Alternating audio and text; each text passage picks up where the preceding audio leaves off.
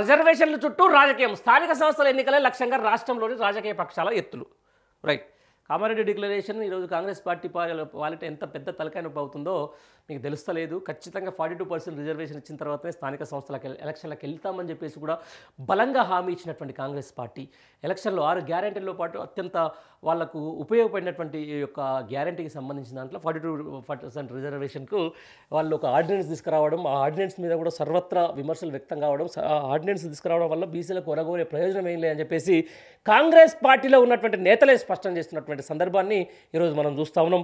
ఇటు బీసీ సంఘాలు అయితేనేంది, బీసీ నేతలు అయితేనేంది కూడా ఖచ్చితంగా మరోసారి బీసీలకు దగా చేస్తుంది కాంగ్రెస్ ప్రభుత్వం అని చెప్పేసి కూడా మొత్తుకుంటున్నటువంటి సందర్భం.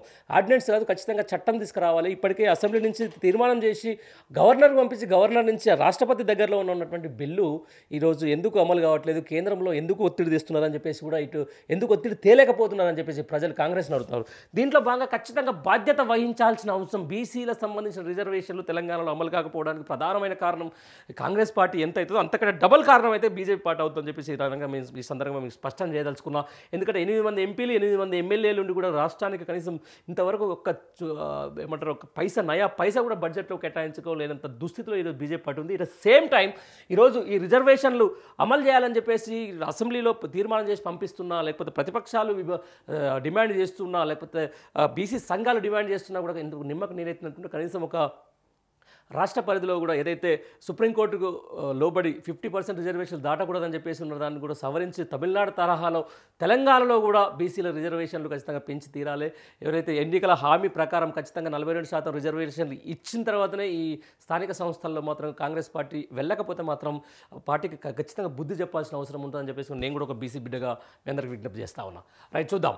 స్థానిక సంస్థల ఎన్నికల్లో బీసీలకు ఇచ్చిన మాట నిలబెట్టుకుంటామని చెప్తున్న అధికార కాంగ్రెస్ అసెంబ్లీలో బిల్లు మొదలు ఆర్డినెన్స్ వరకు రిజర్వేషన్ల అంశాన్ని ఉపయోగించుకునే వ్యూహం. రాష్ట్రపతి వద్ద బిల్లు ఆమోదానికి ప్రభుత్వం చేసిన ప్రయత్నాలు ఏంటని ప్రశ్నిస్తున్న ప్రతిపక్షాలు. రైట్, ఇదే చెప్తున్నాను నేను. అఖిలపక్షాన్ని ప్రధాన వద్దకు ఎందుకు తీసుకురాలేదని నిలదీస్తున్న వైనం. బలైన వర్గాలను మోసం చేసే ఎత్తుగడే అంటున్న బీఆర్ఎస్ చట్టబద్ధత కావాలని డిమాండ్. రాష్ట్రపతి వద్ద బిల్లు పెండింగ్లో ఉండగా ఆర్డినెన్స్ తేవడం బీసీలను ఏమార్చడానికి అని అంటున్న బీజేపీ. ఆర్డినెన్స్ ఆధారంగా జీవో ఇస్తే న్యాయపరంగా ఎలాంటి ఇబ్బందులు వస్తాయోనని ఆందోళనలో బీసీలు. ఎవరికి వారే పైచేయి సాధించేందుకు ఎన్కౌంటర్లో మొదలైన స్థానిక సంస్థల రైట్. దీనికి సంబంధించిన దాంట్లో మహారాష్ట్రకు అంశం మీ దృష్టికి అయితే ఒకసారి తీసుకొస్తున్నా. చాలామంది బీసీ బిడ్డలు ఆలోచించాల్సిన అవసరం ఈరోజు కాంగ్రెస్ పార్టీ ఎంత మోసానికి, లేకపోతే ప్రభుత్వం ఎంత మోసానికి పోతుందనే అంశానికి సంబంధించిన దాని మీద మనం కులంకషంగా చర్చించుకోవాల్సిన అవసరం ఉంటుంది. ఈ బీసీ రిజర్వేషన్ల మీద గతంలో మహారాష్ట్రలో సేమ్ ఇట్లాగే బీసీ రిజర్వేషన్లు పెంచి స్థానిక సంస్థల ఎలక్షన్లు నిర్వహించిన తర్వాత ఏమైంది? సుప్రీంకోర్టును ఆశ్రయించడం జరిగింది. అక్కడ ఉన్నటువంటి కొంతమంది సుప్రీంకోర్టు చాలా క్లియర్గా చెప్పింది, 50% పైగా రిజర్వేషన్లు ఎక్కడైతే జరిగినాయో ఆ ఎన్నికల్ని రద్దు చేసి మళ్ళీ అక్కడ ఎలక్షన్లు నిర్వహించింది అనమాట. ఈరోజు కావాలని చెప్పేసి ఒక చట్టబద్ధత లేకుండా 42% రిజర్వేషన్లు ఇచ్చేసి పోదాం అనుకుని ఒక డైవర్ట్ పాలిటిక్స్కో లేకపోతే బీసీలకు మేము న్యాయం చేసినా కూడా మాకు సుప్రీంకోర్టు అడ్డుపడ్డదని చెప్పేసి కూడా ఈరోజు కాంగ్రెస్ పార్టీ పోయే అవకాశం ఉంటుంది. అధికారంలో ఉన్నాం కాబట్టి ఖచ్చితంగా 42% రిజర్వేషన్లు ఇచ్చి స్థానిక సంస్థ ఎలక్షన్లు పోయే ఉన్నా కూడా సుప్రీంకోర్టు తీర్పు, మహారాష్ట్రలో ఇచ్చినటువంటి సుప్రీంకోర్టు తీర్పు చాలా కీలకంగా మారే అవకాశం ఉంటుంది. కాబట్టి తస్మాత్ జాగ్రత్తగా ఉండాల్సిన అవసరం ఉంటుంది. బీసీల ఈ ఆర్డినెన్స్ల వల్ల కానీ లేకపోతే ఈ రెండు జాతీయ పార్టీలు చేస్తున్నటువంటి డ్రామాలు ఖచ్చితంగా గుర్తు చేసుకోవాల్సిన అవసరం ఉంటుంది. మీరు ఖచ్చితంగా మనసులో పెట్టుకోవాల్సిన అవసరం ఉంటుంది. బీసీ బిడ్డలందరూ కూడా ఏమవుతుందంటే ఖచ్చితంగా ఈ 42% రిజర్వేషన్ మేము రాష్ట్రానికి ఖచ్చితంగా వేస్తా అంటే మాత్రం ఖచ్చితంగా మళ్ళీ వాళ్ళే కేసులు వేపిస్తారు, వాళ్ళతోటే ముందుకు పోతారు, వాళ్ళే తర్వాత రేపు పొద్దున సుప్రీంకోర్టుకు ఆశ్రయించిన తర్వాత మళ్ళీ ఎవరైతే ఎన్నుకోబడ్డారో వాళ్ళందరూ కూడా వాళ్ళ పదవులు కూడా మళ్ళీ పోతాయి. ఆ తర్వాత దీన్ని మళ్ళీ ఒకసారి మేము చేసినాం కానీ మాకు కేంద్రం సహకరించలేదు, మాకు రాజ్యాంగం సహకరించలేదు, లేకపోతే మాకు సుప్రీంకోర్టు సహకరించలే అని చెప్పేసి కుంటి సాకులు చెప్పే ప్రయత్నం ఈ కాంగ్రెస్ పార్టీ చేస్తుంది. కాంగ్రెస్ పార్టీ నాయకులు చేస్తారు. కాబట్టి అప్రమత్తంగా ఉండాల్సింది మాత్రం బడుగు బలహీన వర్గాలకు సంబంధించినటువంటి బిడ్డలే.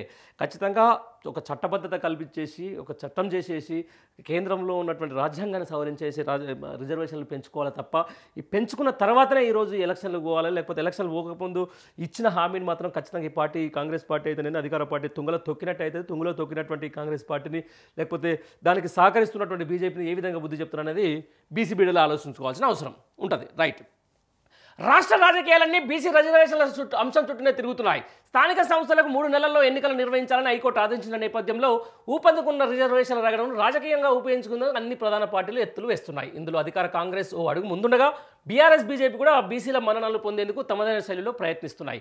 అయితే పార్టీల ప్రతివ్యూహాలు ఎలా ఉన్నా ఈసారి స్థానిక ఎన్నికల్లో రిజర్వేషన్లు అమలు కాకుండా ఎక్కడ ఆగిపోతాయన్న ఆందోళన బీసీ సంఘాలు ఆయా వర్గాలు ప్రజల్లో వ్యక్తమవుతా ఉన్నాయి. మొత్తం మీద బీసీ రిజర్వేషన్ల అంశంలో రాజకీయ కౌంటర్లు ఎన్కౌంటర్లు కోర్టు కేసు వ్యవహారాలపై భిన్నాభిప్రాయాల నేపథ్యంలో అసలు ఎన్నికల ప్రక్రియ ఎప్పుడు ప్రారంభమవుతుందో తెలియకుండానే రాష్ట్రంలో స్థానిక వేడి మొదలు కావడం గమనార్హం. అధికార పార్టీ ఏమనుకుందంటే సాక్షి మంచి కథనం ఇది, ఎవరెంత వారికెంత అంటూ కాంగ్రెస్ అగ్రనేత రాహుల్ గాంధీ అందిపుచ్చుకున్న దేశవ్యాప్త నినాదంతో సామాజిక న్యాయం చేస్తామని చెప్పుకునేందుకు తెలంగాణ కాంగ్రెస్ ప్రయత్నిస్తుంది. ఎస్సీల వర్గీకరణ మంత్రివర్గ విస్తరణతో పాటు తాజాగా రాష్ట్ర కేబినెట్ ఆమోదించిన ఆర్డినెన్స్తో అన్ని వర్గాలకు తాము న్యాయం చేస్తామని చెబుతుంది. ఇంతకంటే ముందు అసెంబ్లీలో ఆమోదం పొందిన బీసీ బిల్లు కూడా కామారెడ్డి డిక్లరేషన్ను చిత్తశుద్ధితో అమలు చేస్తామనేందుకు నిదర్శనమని ఆ పార్టీ నేతలు అంటున్నారు. తాము మాత్రమే బీసీలకు న్యాయం చేయగలమని అందుకే ఆర్డినెన్స్ చేశామని ఆ పార్టీ నేతలు అంటుండగా సీఎం రేవంత్ రెడ్డి మరో అడుగు ముందుకేసి రాహుల్ గాంధీ ప్రధాని అయ్యి ఉంటే 48 గంటల్లో బీసీలకు 42% రిజర్వేషన్లు అమలు చేయించేవాడిని అన్నారు. మరి నీకు బడేబాయ్ చోటబాయ్ ఫార్ములా ఏదన్నా మరి? సరే, రాహుల్ గాంధీ అవుతాడు, ఆయన చేస్తాడు, ఆయన రాజ్యాంగం పట్టుకొని ఆయనకు తిరిగి మాట్లాడు, రాష్ట్రానికి తిరిగి ఆయనకు రిజర్వేషన్లు అంటాడు, ఓవైపు రిజర్వేషన్లు వద్దంటాడు, ఓవైపు రిజర్వేషన్ కావాలంటాడు. సరే, రాష్ట్రం నువ్వు ఇంత బడేబాయ్ చోటమే కదా, నువ్వు చెప్తే మొత్తం వింటాడు కదా. మొత్తం రాష్ట్రంలో క్రీడా పాలసీ కోసం తిరుగుతావు, రాష్ట్రంలో ఏదైనా పెట్టుబడుల కోసం పోతావు, లేకపోతే అట్లా పోతావు. మరి బీసీల కోసం ఒకరోజు పోయి ఢిల్లీలో జంతర్ మంతర్ ధర్నా చేసినట్టు చేసి కాకుండా అఖిలపక్షాన్నో లేకపోతే బీసీ సంఘాలకు సంబంధించినటువంటి నేతలనో లేకపోతే దీని మీద స్పష్టమైన అవగాహన ఉన్న వాళ్ళందరినీ తీసుకొని పోయి ధర్నా చేయొచ్చుగా, పోనీ ఢిల్లీలో ఒత్తిడి చేయొచ్చుగా. బడేబాయ్ మాకు ఇట్లా ఖచ్చితంగా లేకపోతే మేము హామీ ఇచ్చినాం, లేకపోతే మళ్ళీ మా కాంగ్రెస్ పార్టీ గెలవదు, లేకపోతే మమ్మల్ని ఇక్కడ చిత్కరిస్తారని చెప్పేసి ఏదో ఒకటి చేసి నీకు ఆ బీజేపీకి రెండు అదే అధికారంలో ఉన్నటువంటి కేంద్రంలో అధికారంలో ఉన్న బీజేపీ లేకపోతే రాష్ట్రంలో ఉన్న కాంగ్రెస్ కలిపి ఈరోజు బీసీలకు 42% రిజర్వేషన్లు తీసుకొచ్చినాయని చెప్పించే ప్రయత్నం చేయొచ్చుగా, తీసుకొచ్చి నిజంగానే చూపించవచ్చు కదా. చూపించి బీసీల మరణాలను పొందేసి ఇంకో 20 ఏళ్ల పాటు ఇక్కడే అధికారంలో ఉండొచ్చుగా.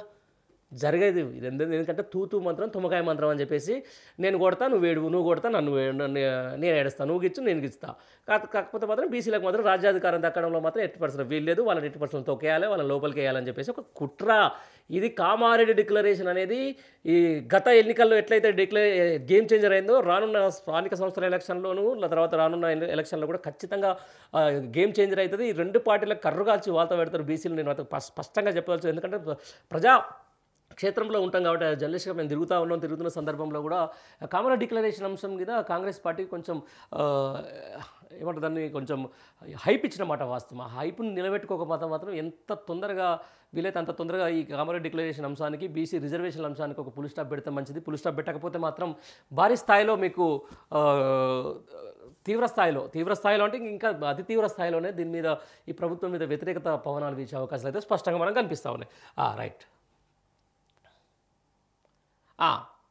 కాంగ్రెస్ పార్టీ రాష్ట్ర వ్యాప్తంగా సంబరాలు నిర్వహించి తామే బీసీల ఛాంపియన్లని చెప్తుంది. ఈ నేపథ్యంలో మరో ఢిల్లీ యాత్రకు సిద్ధమవుతున్నట్టు తెలుస్తుంది. అయితే ఈ పార్టీ వర్గాల్లో బీసీ రిజర్వేషన్ ఆర్డినెన్స్ ఆగం చేస్తుందనే మీమాంస కూడా కనిపిస్తుంది. ఇప్పటికే అసెంబ్లీలో ఆమోదం పొందిన బీసీ బిల్లు రాష్ట్రపతి పార్లమెంట్ ఆమోదం కోసం పెండింగ్లో ఉండగా ఇప్పుడు ఆర్డినెన్స్ తీసుకురావడం ఏ మేరకు మేలు చేస్తున్న అంశంపై ఆ పార్టీ నేతల్లోనే సందేహాలు వ్యక్తమవుతా ఉన్నాయి. నేను అదే చెప్తున్నా, అసెంబ్లీలో బిల్లు పెట్టి అక్కడి నుంచి గవర్నర్ సైన్ చేసి రాష్ట్రపతికి పంపించిన నేపథ్యంలో మళ్ళీ మంత్రివర్గ ఆర్డినెన్స్ ఇస్తే గవర్నర్ రాజ్యాంగం ప్రకారం సైన్ చేస్తాడా? ఇంత మాత్రం సోయి లేకుండా బీసీ సమాజం ఉందా? నేను అదే అంటున్నా, అసలు ఆర్డినెన్స్ వల్ల బీసీలకు న్యాయం జరుగుతుందా? ఈరోజు చాలామంది ప్రభుత్వ పెద్దల అండదండలకు చూసుకొని లేకపోతే ప్రభుత్వ పెద్దలకు పోయి సాల్వాలు లేకపోతే సంబరాలు చేసుకుంటున్నటువంటి ఎవరైతే నేతలు ఉన్నారో వాళ్ళకి ఏమైనా బీసీ రిజర్వేషన్ల మీద అవగాహన ఉందా? 9th షెడ్యూల్ గురించి అవగాహన ఉందా? లేకపోతే మహారాష్ట్రలో సుప్రీంకోర్టు బీసీ రిజర్వేషన్లు ఇచ్చిన అంశాల మీద ఏమైనా అవగాహన ఉందా? ఏం లేదు. నెల్లు పోవాలి, ఓ పుష్పగుచ్చం ఇవ్వాలి, మీరు మాకు మేలు చేసిన మేలు ఎప్పుడు జరగాలి? బీసీ రిజర్వేషన్లకు 42% కామారెడ్డిలో వీళ్ళు ఇచ్చినటువంటి డిక్లరేషన్ ప్రకారం 42%కి చట్టబద్ధత రావాలి, రాజ్యాంగ సవరణ జరగాలి, ఆ తర్వాత కేంద్రం ఆమోదించిన తర్వాతనే స్థానిక సంస్థల ఎలక్షన్లు జరగాలి. లేకపోతే ఖచ్చితంగా మరోసారి బీసీలకు అన్యాయం జరగడం ఖాయం. ఈ కాంగ్రెస్ పార్టీ బీజేపీ ఒకవైపు రిజర్వేషన్లే రద్దు చేయాలని చెప్పేసి తిరుగుతున్నటువంటి బీజేపీ వల్ల ఇది ఖచ్చితంగా అగ్రకులాలకు సంబంధించి ఈరోజు రెడ్డిలకే పెద్దపీట వేసే కాంగ్రెస్ వల్ల బీసీలకు ఒనగోరే ప్రయోజనం ఏంటి అనే అంశాన్ని కూడా నేను ఖచ్చితంగా చెప్పదలుచుకున్నా. చాలామంది దీని మీద చర్చ జరగాలి. చర్చ జరగాల్సిందే, బీసీలలో చర్చ జరగాల్సిందే. ఏ పార్టీ వల్ల ఇన్ని రోజులు మనం తంటాలు పడుతున్నాం అనే చర్చ ప్రతి ఒక్క బీసీలు జరగాల్సిందే. దాంతోపాటు కొన్ని బీసీ సంఘాలు కూడా నేను ఖచ్చితంగా హెచ్చరించాల్సిన అవసరం ఉంటుంది ఒక జర్నలిస్ట్గా. వద్దు, ప్రభుత్వంలో ఉన్న వాళ్ళ కోసం వంత పాడడం కోసం బీసీలకు న్యాయం చేయండి. మీకు పదవులు రావడం కోసం బీసీలకు అన్యాయం చేయకండి. మీకు పదవుల కోసం బీసీలకు జరిగే ద్రోహాన్ని కప్పిపుచ్చే ప్రయత్నం చేయకండి. ఎక్కడ పోయి సీఎంకు ఏదో పుష్పగుచ్చాలు ఇచ్చేసి వాళ్ళ దగ్గర నుంచి సాల్వలు కప్పించేసి మాకు న్యాయం జరిగిందని జబ్బలు తెచ్చేసి మాకు న్యాయం జరిగిందని పాలాభిషేకాలు చేసి అంత దిగజారుడు స్థానానికి బీసీ సంఘ నాయకులు దిగజారొద్దు. కలిసికట్టుగా ఉండండి, రిజర్వేషన్లు సాధించండి. లేకపోతే అసలు రిజర్వేషన్లకు వ్యతిరేకంగా చేయండి, ఏదో ఒకటి చేయండి. కానీ ఖచ్చితంగా బీసీలకు మాత్రం జనాభా దామాషా ప్రకారం 50 నుంచి 60% ఉన్నటువంటి తెలంగాణ రాష్ట్రంలో బీసీలకు ఖచ్చితంగా న్యాయం జరిగి తీరాలి. న్యాయం జరిగిన తర్వాతనే ఈ ప్రస్తుతం ఏదైతే తెలంగాణ ప్రభుత్వం ఏదైతే హైకోర్టు ఇచ్చిన తీర్పు మేరకు 3 నెలల్లో నిర్వహించాలని చెప్పేసి స్థానిక సంస్థలని చెప్పేసి దాని మీద ఒత్తిడి తేవాలి. ఈ ఒత్తిడి వల్లనే ఇది సాధ్యమవుతుంది, బీసీలకు రిజర్వేషన్ సాధ్యమవుతుంది తప్ప మీరు ఏదో వాళ్ళ జోకుడు వ్యవహారాల వల్ల పోయి పుష్పగుచ్చాలు ఇవ్వడం వల్ల ప్రెస్ క్లబ్ రౌండ్ టేబుల్ సమావేశం పెట్టి మాకు బీసీ రిజర్వేషన్లు మొత్తం 42% రిజర్వేషన్లు కావాలని చెప్పాలి. మళ్ళీ ఏమంటే అరగంటకు పోయి ఆడిపోయి సీఎంని కలిసేసి షాలోలు కప్పేసి సంబరాలు చేసుకోవాలి. ఇక కొంతమంది అయితే సంబరాలు చేసుకుంటారు. అది ఎందుకు సంబరాలు చేసుకుంటారో నిజంగా నాకు కూడా అర్థం కాని పరిస్థితి. ఏం జరగలే. ఇంకా ఆర్డినెన్స్ వల్ల, కాంగ్రెస్ పార్టీ తెచ్చినటువంటి ఆర్డినెన్స్ వల్ల బీసీలకు ఒనగోరే ప్రయోజనం 0. రాసి పెట్టుకోండి, ఇది గుర్తుపెట్టుకోండి. రైట్. విపక్షాలు ఏమంటున్నాయంటే కర్ర విరగకుండా పాము చావకుండా కాంగ్రెస్ వ్యవహరిస్తుందని, అధికారంలో ఉన్న పార్టీకి చేయాల్సింది చేయకుండా బీసీ వర్గాలను బుట్టలో వేసుకోవడమే లక్ష్యంగా ముందుకెళ్తుందని ప్రతిపక్ష పార్టీలు ఆరోపిస్తున్నాయి. బీసీలకు రిజర్వేషన్ కల్పించే విషయంలో రాష్ట్రం నుంచి అఖిలపక్షాన్ని ప్రజల వద్దకు తీసుకెళ్తానని సీఎం రేవంత్ రెడ్డి అసెంబ్లీలో బిల్లు ఆమోదం పొందినప్పుడే చెప్పారని, అయితే ఇప్పటివరకు ఆ ప్రయత్నం ఎందుకు చేయలేదని నిలదీస్తున్నాయి. అన్ని పార్టీలను ప్రధాని వద్దకు తీసుకెళ్తానని చెప్పిన తర్వాత ఎన్నోసార్లు ఢిల్లీకి వెళ్లి కేంద్ర ప్రభుత్వ పెద్దలను కలిసి వచ్చిన ఆయన కనీసం ఒక్కసారి కూడా ఎందుకు బీసీ బిల్లు ఆమోదం గురించి వినతిపత్రం ఇవ్వలేదని ప్రశ్నిస్తున్నాయి. ఇది మీరు ఖచ్చితంగా ఆలోచించాల్సిన అంశం. రాష్ట్రపతి వద్దకు వెళ్ళిన బిల్లును ఆమోదింపజేసి పార్లమెంట్ ఆమోదం కోసం తీసుకురావడంలో కాంగ్రెస్ చేసిన కృషి ఏంటో చెప్పాలని డిమాండ్ చేస్తూ ఉన్నాయి.